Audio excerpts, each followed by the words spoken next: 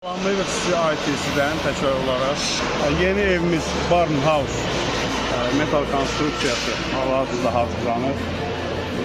Pol hissəsi yenə gördüyünüz kimi belə glanslarla birləşdirilir. Bizim bu aşağıdakı pol hissədir, döşəmə hissəsidir. Qalın ət qalınlığı, qalın 3 mm-dən başlayaraq profillərdən istifadə edirik. Yəni Rusiya istehsalı olan materiallardır. Bunu çox yerdə belə deyək, istifadə eləmirlər. Müəyyən xərclərlə qarşılaşmasınlar deyə zəif, ət qalınlığı zəif olan detallardan istifadə edirlər.